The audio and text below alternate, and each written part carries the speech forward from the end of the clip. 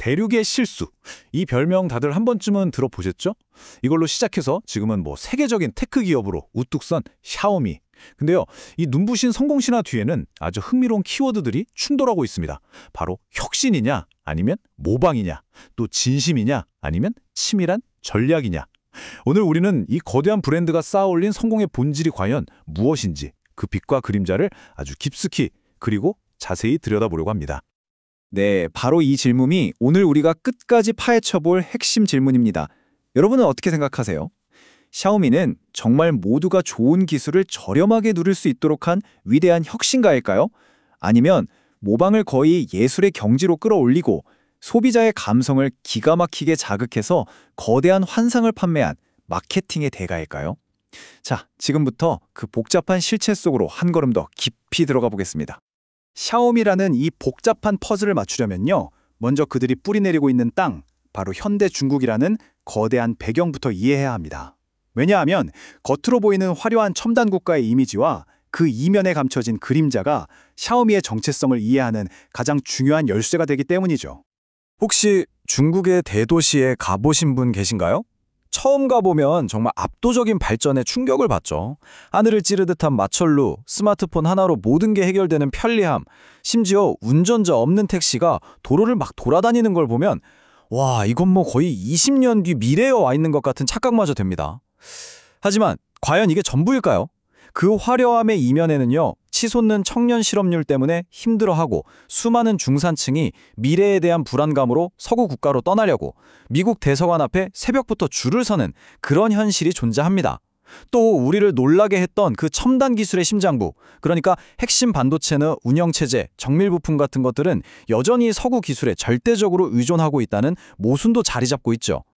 겉으로는 세계 최고 수준의 기술력을 뽐내는 것 같지만 그 속을 자세히 들여다보면 아직 채워지지 않은 뭔가가 있는 이 모순적인 상황, 이 국가적인 딜레마를요, 기업 하나가 그대로 보여주고 있다면 믿으시겠어요? 그 가장 완벽한 사례가 바로 오늘 우리가 분석할 샤오미입니다.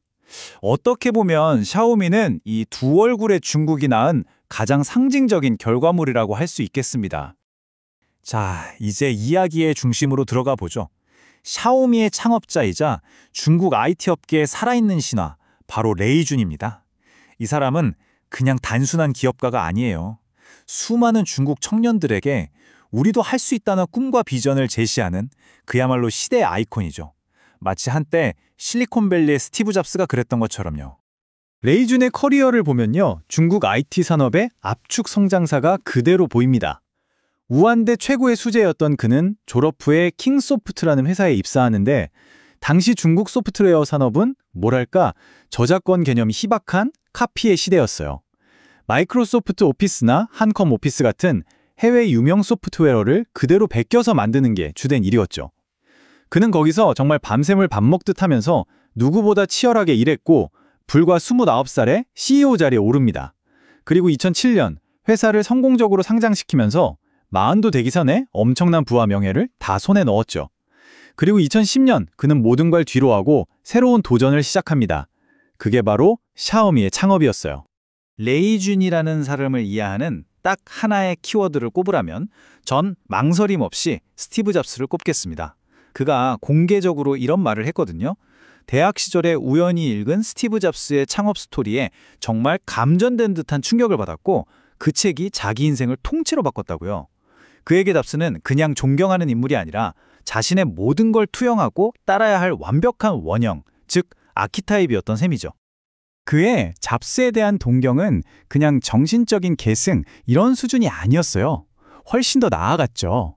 트레이드마크인 검은 터틀넥과 청바지, 동그란 안경은 뭐 기본이고요. 프레젠테이션에서 걷는 방식, 손가락 제스처, 무대 배경의 미니멀한 디자인과 조명까지 정말 모든 걸 완벽하게 복제했습니다.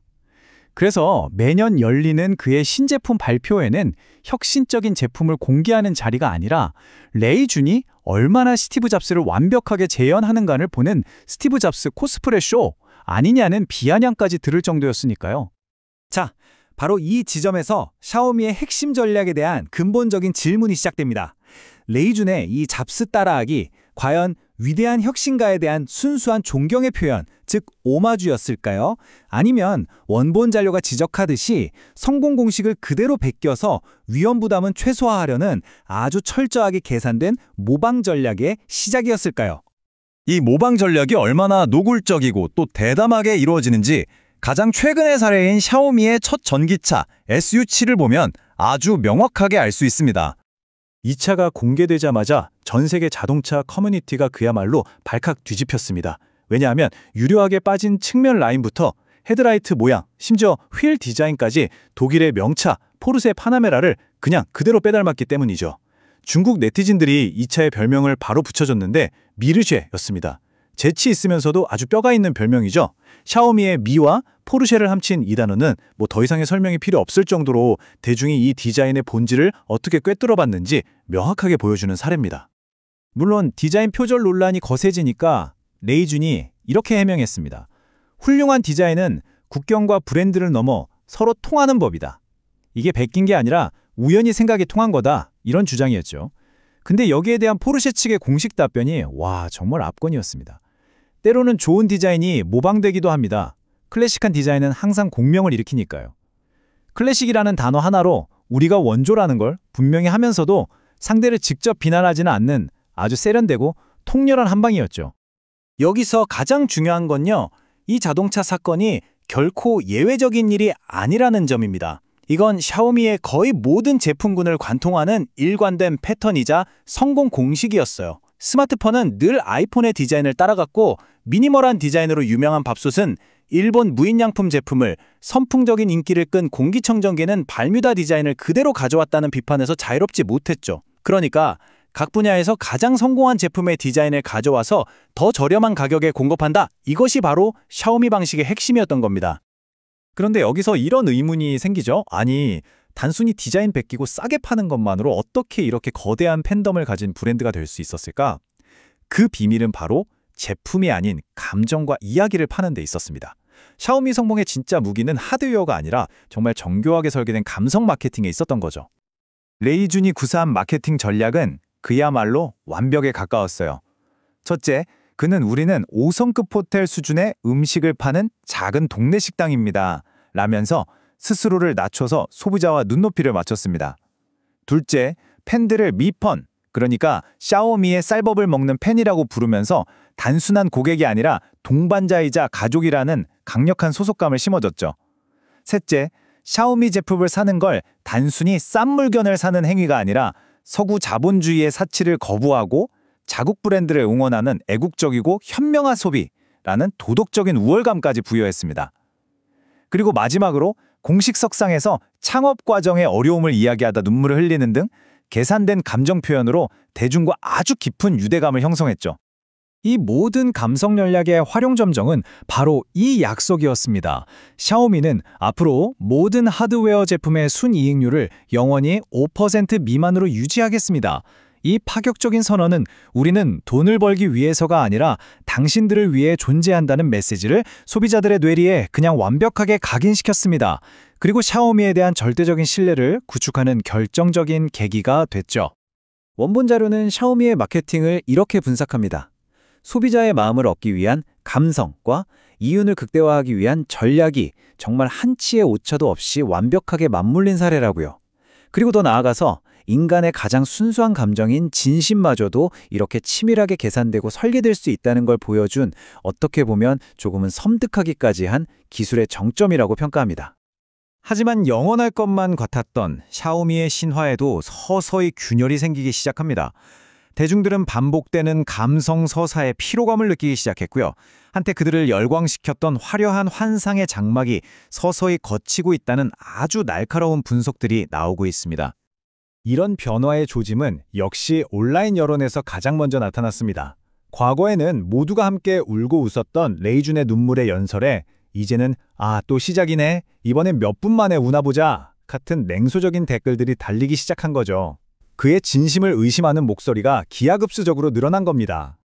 대중의 신뢰가 결정적으로 무너진 사건이 바로 이 스마트폰 네이밍 논란이었습니다. 샤오미가 미 15 다음 모델로 미 16을 건너뛰고 바로 미 17을 출시했거든요. 이건 누가 봐도 경쟁사인 애플의 아이폰 17을 의식한 명백한 숫자 맞추기였죠. 레이주는 두 세대를 뛰어넘는 기술적 진보가 있었기 때문이라고 해명했지만 제품을 뜯어보니까 전작과 큰 차이가 없다는 사실이 밝혀지면서 팬들을 기만했다는 거센 역풍을 맞았습니다. 이것은 샤오미의 진심이라는 브랜드 가치가 뿌리부터 흔들리는 순간이었어요. 이 상황을 한국의 신조어만큼 잘 표현하는 단어도 없을 겁니다. 바로 감성팔이죠. 처음에는 진심으로 다가왔던 감성적인 소통이 어느 순간부터 상업적 목적을 위한 계산된 전략으로 인식되는 순간 대중은 정말 차갑게 등을 돌립니다. 지금 샤오미가 직면한 비판의 본질이 바로 여기에 있는 거죠. 그래서 지금 샤오미는 과연 뭘까요? 누군가에게는 여전히 중국 기술의 자부심이자 국가대표 챔피언일 겁니다. 하지만 다른 누군가에게는 아이폰이나 포르쉐를 살 수 없으니까 선택하는 저렴한 대안일 뿐이죠. 더 비판적인 시각에서는 성공한 제품을 교묘하게 베끼는 계산된 모방꾼이라고도 하고, 심지어는 명품을 소비하고 싶지만 돈은 아끼고 싶은 대중의 모순된 욕망이 만들어낸 거대한 집단적 환상이라는 냉정한 평가까지 받으면서 정체성의 위기를 맞고 있습니다. 결국 우리는 처음의 질문으로 다시 돌아오게 됩니다. 샤오미가 걸어온 길은 소수만 누리던 비싼 기술과 디자인을 모두가 즐길 수 있게 만든 기술 민주화의 위대한 여정이었을까요? 아니면 타인의 창의적인 결과물을 베껴서 이윤을 창출하는 모방의 수익화를 가장 세련된 방식으로 보여준 하나의 거대한 비즈니스 사례 연구였을까요? 마지막으로 이 질문을 여러분께 던지면서 이야기를 마치려고 합니다. 브랜드와 소비자가 소통하는 오늘날 우리가 진심이라고 믿는 그 감정마저도 사실은 누군가에 의해 완벽하게 설계되고 연출될 수 있는 걸까요? 어쩌면 샤오미의 이야기는 기술이 아니라 바로 이 시대의 진정성에 대해 우리에게 묻고 있는지도 모르겠습니다.